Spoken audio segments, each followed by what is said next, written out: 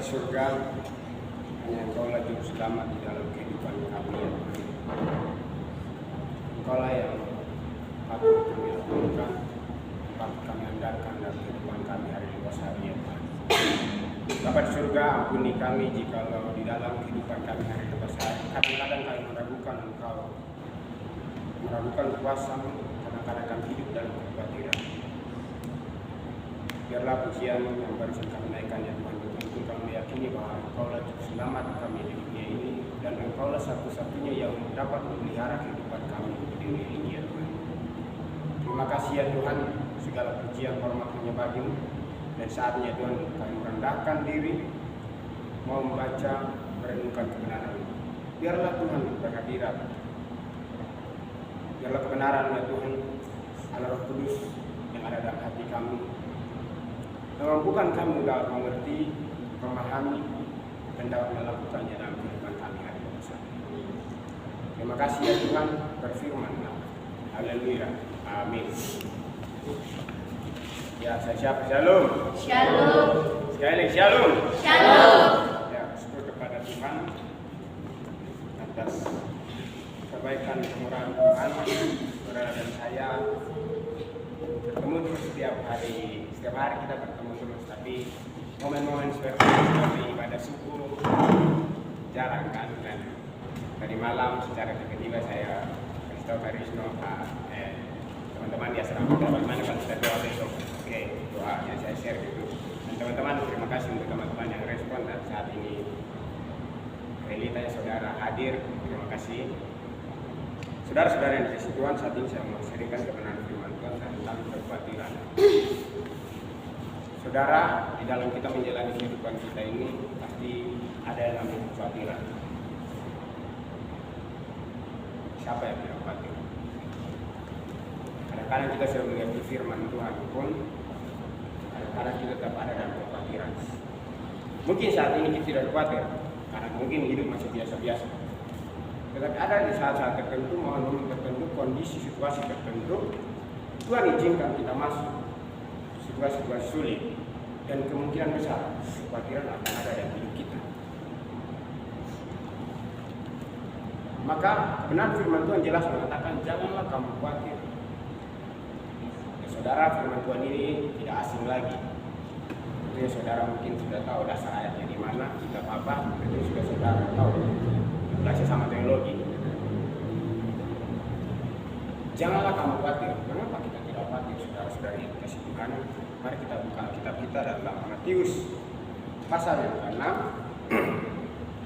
ayat yang ke-25 sampai 34. Kita membaca secara bergantian. Saya akan membaca ayat yang ganjil 25 dan teman-teman mengambil bagian ayat yang ke-26 dan sampai selesai. Matius 6 ayat yang ke-25 sampai 34. Mungkin sedikit berbeda karena saya pakai terjemahan edisi 2, Alkitab edisi 2. Mungkin berbeda tapi tidak apa-apa.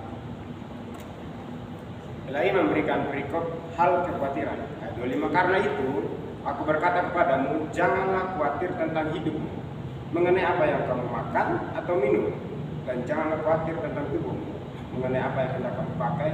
Bukankah hidup itu lebih penting daripada makanan, dan tubuh itu lebih penting dari pakaian?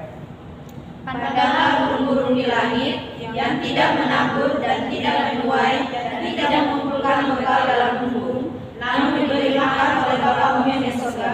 Bukankah kamu jauh melebihi burung-burung itu? Yang 7, siapakah di antara kamu yang karena kekhawatirannya dapat menambahkan sehasta saja dalam hidup? Dan mengapa kamu khawatir akan pakaian? Perhatikanlah bunga bakung di ladang yang tumbuh tanpa bekerja dan tanpa meminta. 9, namun aku berkata kepadamu, Salomo dalam segala kemegahannya pun tidak berpakaian seindah salah satu dari bunga itu. Jadi jika demikian Allah mendandani rumput di ladang yang hari ini ada dan bersusun dengan api, tidakkah Ia akan lebih lagi mendandani kamu, hai orang yang belum percaya? 1, karena itu janganlah khawatir dan berkata, apa yang akan kami makan, apa yang akan kami minum, apa yang akan kami pakai. Semua itu dicari bangsa-bangsa yang tidak mengenal Allah, akan tetapi Bapamu yang di surga tahu bahwa kamu memerlukan semuanya itu. Tapi carilah dahulu kerajaan Allah dan kebenaran, dan semuanya itu ditambahkan kepadamu. Sebab itu janganlah kamu khawatir akan hari esok, karena hari besok mempunyai kesusahannya sendiri. Kesusahan sehari cukuplah untuk sehari.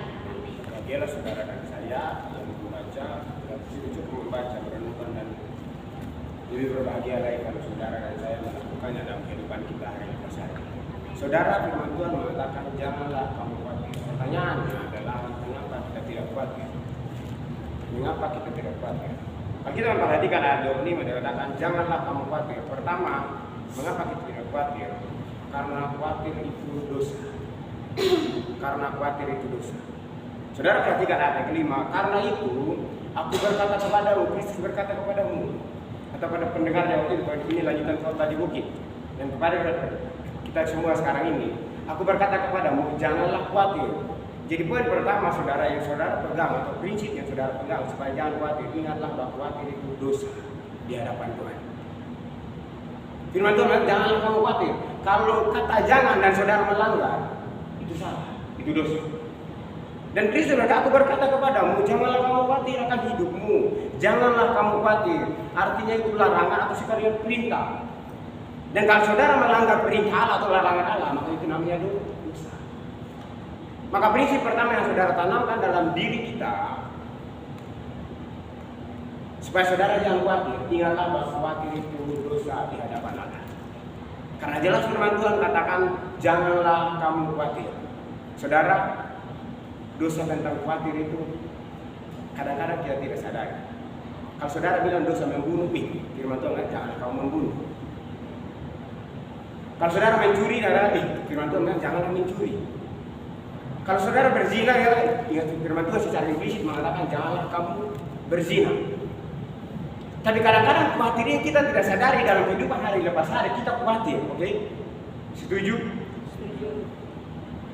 Bahkan kadang-kadang saudara dan saya, kalau tidak sadar, mungkin termasuk saudara dan saya, kadang-kadang kita merangkamikan yang namanya khawatir. Puji Tuhan saya khawatir. Karena tidak saudara bersaksi, puji Tuhan saya khawatir. Berarti jelas firman Tuhan mengatakan, janganlah kamu khawatir.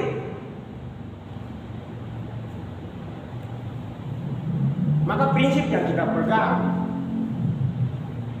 yang pertama, untuk tidak menjadi orang yang khawatir, khawatir itu adalah dosa di hadapan Allah. Karena jelas firman Tuhan mengatakan, saudara mungkin masa dosa ya, kok khawatir kan? Khawatir itu masa di dalam kehidupan kita setiap hari? Enggak. Firman Tuhan jelas mengatakan, janganlah kamu khawatir kalau saudara melanggar titah Tuhan atau perintah Tuhan atau larangan Tuhan ini. Artinya saudara sedang melanggar Tuhan, artinya saudara sedang berdosa. Dan saudara harus tanamkan ini dalam diri kita supaya kita jangan jadi orang yang khawatir terus setiap hari. Maka saudara harus tanamkan ini yang pertama, bahwa khawatir itu dosa. Kalau saudara khawatir, katakan Tuhan, maafkan saya, ampuni saya sudah meragukan kuasa-Mu. Kadang-kadang khawatir itu kan, itu tadi yang saya bilang kita tidak sadari. Dan saudara ada sadar tidak sadar, khawatir itu sekarang saudara sedang meragukan siapa yang kita percaya, siapa Tuhan kita yang kita sembah. Maka ini prinsip yang pertama yang saya berikan kepada saudara. Peganglah firman Tuhan bahwa khawatir itu dosa. Firman Tuhan katakan, karena itu aku berkata kepadamu, janganlah khawatir akan hidupmu mengenai apa yang hendak kamu makan, minum, dan pakaian.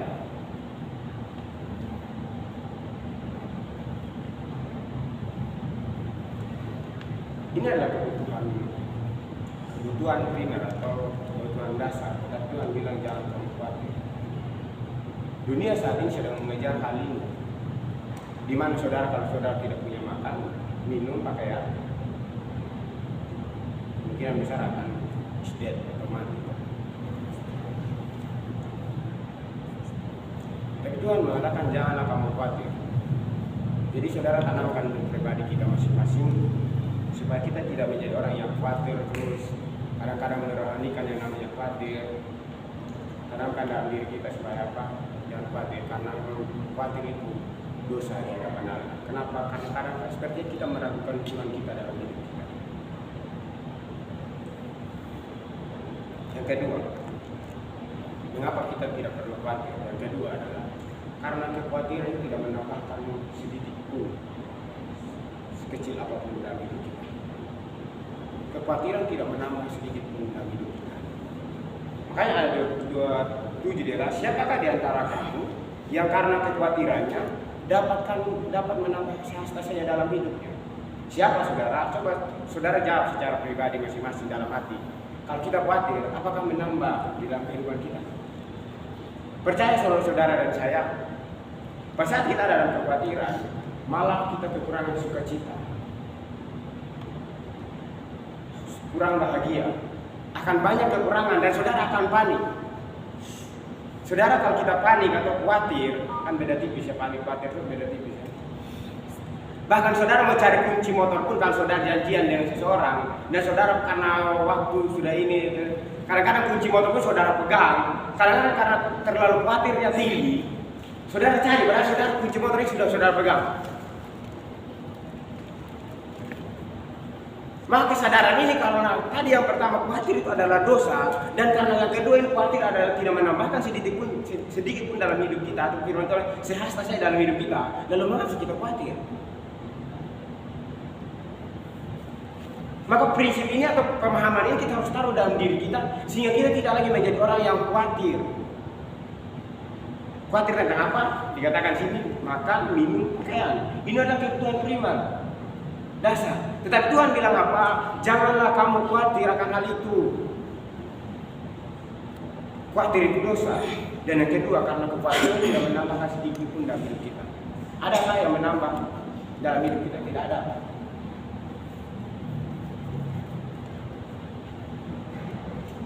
Kalau kekhawatiran tidak menambahkan sedikit pun dalam hidup kita, lalu mengapa kita khawatir? Kadang-kadang kita terlalu mengejar dunia ini, karena terlalu fokus kita pada dunia, karena kita menjadi orang yang khawatir. Karena memang kita terlalu mengejar dunia. Saudara, jangan kita menjadi orang yang khawatir. Khawatir itu adalah dosa di hadapan Allah. Kedua, khawatir itu tidak menambahkan sedikit pun dalam hidup kita. Ada sebuah cerita, mungkin saudara pernah dengar cerita ini. Ada seorang ibu dan seorang anak. Seorang ibu adalah majelis dan dia mempunyai anak satu. Seorang ibu ini adalah majelis gereja dan ya seperti saudara mungkin sibuk juga dalam gereja. Hari Minggu ibadah dan mulai Rabu, Kamis, Jumat, Sabtu lagi itu saudara sibuk juga. Ada ponsel, ada ini ibadah pemuda lah gitu ya. Nah, karena ibu ini sibuk sekali dengan ibadah pelayanannya, dan dia juga tidak melupakan pekerjaan di rumah. Tapi anak ini sepertinya risih dengan melihat ibunya pelayanan terus. Dan anak ini mengatakan, Mama ini ibadah terus. Mama dapat apa sih di ibadah? Mamanya diam dulu. Kedua juga, Mama ini ibadah terus, kasih tinggal kami di rumah. Mama dapat apa? Dan bahkan dikeluarkan, sudah tinggalkan kami di rumah, habiskan waktu di satu tempat lain, pergi ibadah terus Minggu, Sabtu, Jumat, Kamis, Rabu. Dan bahkan mama kekurangan memberikan persembahan. Paling kecil 2.000 mama kasih, 5.000, bahkan mungkin sampai 20.000. Dan mama tiap hari kasih, kasihkan yang di rumah. 3 kali yang mau anak ini masih lagi ngotot kepada mamanya bilang apa saudara? Mamanya bilang apa? Anak mama memang pergi ibadah itu tidak mendapatkan apa-apa. Seperti yang anak katakan tadi, Mama ibadah itu malah kasih tinggal kalian di rumah. Mama ibadah itu malah keluarkan uang persembahan. Tadi yang anak bilang 2.000, paling kecil 2.000, paling 5.000, dan seterusnya. Mama keluarkan terus uang, sepertinya kekurangan. Tapi tahukah anak, pada saat mama melakukan pelayanan, memang saya kekurangan. Tapi ketika saya mendahulukan Tuhan,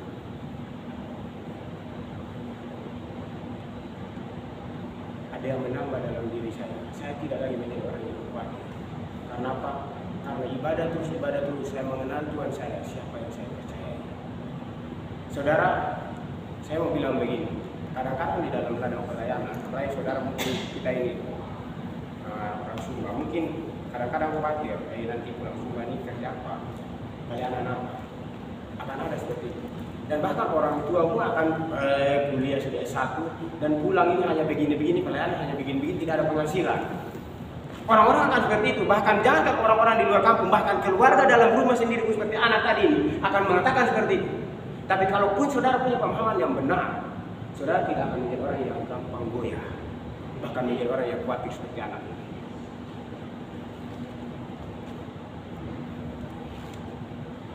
Karena itu, jangan menjadi orang yang khawatir. Karena khawatir itu dosa, karena khawatir itu juga menambah sedikit pula. Dan yang ketiga, terakhir. Kenapa kita tidak khawatir? Yang ketiga, karena Tuhan tahu atau mampu memelihara kita. Ayat yang ke-32 dikatakan begini. Semua itu dicari bangsa-bangsa yang tidak mengenal Allah, padahal Bapamu yang di surga tahu apa yang kamu butuhkan. Percayalah bahwa Tuhan tahu apa yang kamu butuhkan. Dia adalah Allah yang Maha Kuasa, Allah yang ajaib, kemahakuasaannya tidak pernah terbatas. Kalau saudara pahami tentang kata tak terbatas, kan saudara menyanyi tak terbatas kuasa Tuhan, semua dapat kau lakukan. Kalau saudara pahami, maka tidak lagi menjadi orang yang khawatir dalam kehidupan kita. Karena apa? Kuasa Tuhan jauh lebih penting. Dan firman Tuhan mengatakan Bapamu yang di surga tahu apa yang kamu butuhkan. Bahkan dia menggambarkan burung-burung di udara tidak berjalan pun memelihara. Salomo pun dalam kemegahannya tidak ada yang berpakaian seindah dan bunga-bunga. Saudara, siapa? Saya lihat videonya siapa dia yang komedian itu yang orang lupa orang Timur mungkin sedikit aneh, tapi saya lucu ya. Saya juga udah, oh iya benar juga ya. Dia mengatakan begini, Bapak surga itu pelihara kita. Burung saja Tuhan pelihara, apalagi kita yang punya burung. Saudara, sepertinya lucu, tapi iya juga ya. Saudara firman Tuhan mengatakan ini. Paham kan menurut saya? Tapi sepertinya lucu. Dan benar juga Tuhan jauh lebih melihara kita. Kalau di luar sana Tuhan mampu memelihara kita jauh lebih dari itu. Tuhan memelihara, bahkan firman Tuhan, bahkan Tuhan tahu apa yang kita butuhkan. Apalagi soal tadi makan, minum, pakaian, Tuhan menjamin itu. Mengapa penting ini? Supaya kita kalau kerja dalam pelayanan kita tidak menjadi orang yang takut. Mau kerja mulai dari awal pun kita tidak menjadi nanti bagaimana di penghasilan saya, bagaimana kalau saya memulai pelayanan ini akan seperti apa. Tidak lagi menjadi orang yang khawatir seperti itu. Karena apa? Karena Tuhan tahu apa yang kita butuhkan. Amin. Dan dikatakan ayat yang ke-32 ini dikatakan bagian adil. Semua itu dicari bangsa-bangsa yang tidak mengenal Allah. Saudara, saya merenungkan secara pribadi begini. Berapa bulannya saya buat renungan ini, nanti saya mungkin dia serangkut saya suka nafkahkan ini. Saya mau merenungkan firman Tuhan ini. Semua itu dicari bangsa-bangsa yang tidak mengenal Allah. Terjemahan lain dikatakan semua itu dicari oleh bangsa-bangsa yang tidak mengenal Allah atau bangsa-bangsa kafir. Semua itu dicari oleh orang-orang kafir. Orang yang tidak mengenal Allah atau kafir. Orang yang tidak mengenal Allah. Nah, saya bayangkan dalam diri saya sudah belajar teologi ya, dari SMTK, lulus masuk sekarang dia, sudah mau 6 tahun, 7 tahun belajar Alkitab. Kalau saya hidup dalam kekhawatiran, dan firman Tuhan mengatakan, kalau kamu khawatir, kamu seperti orang yang tidak mengenal Allah atau seperti bangsa kafir atau orang-orang kafir. Saya bilang Tuhan sudah belajar dari kitab Kejadian sampai Wahyu dan tiba-tiba kita khawatir dan Tuhan firman Tuhan menegur kita kalau kamu khawatir, hei kamu itu seperti bangsa-bangsa yang tidak mengenal Allah, atau terjemahan lain kamu seperti orang-orang kafir yang tidak mengenal Allah.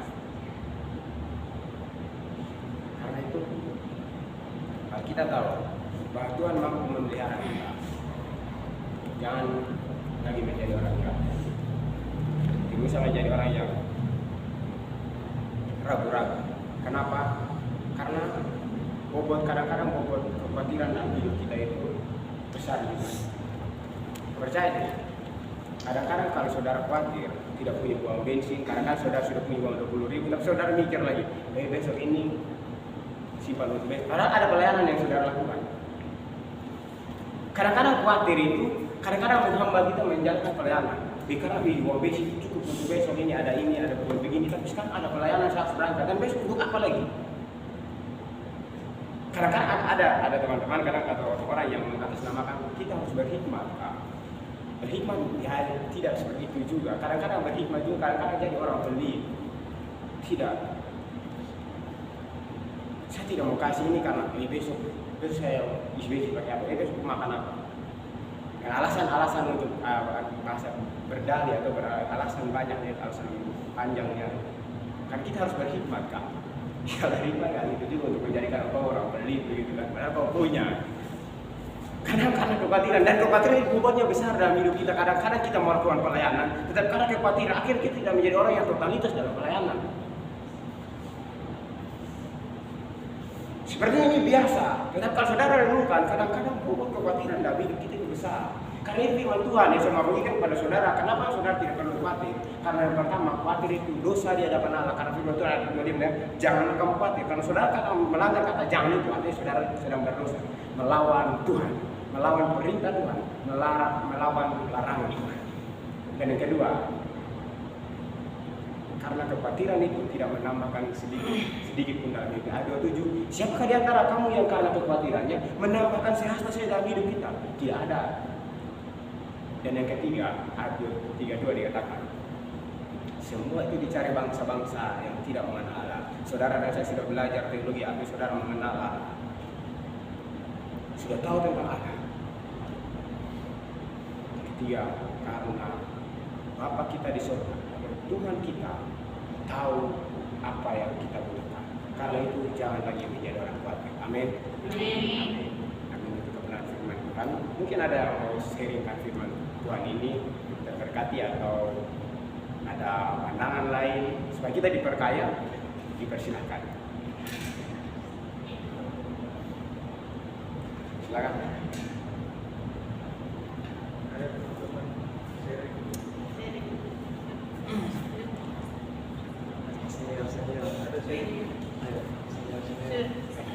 Bisa berbuat.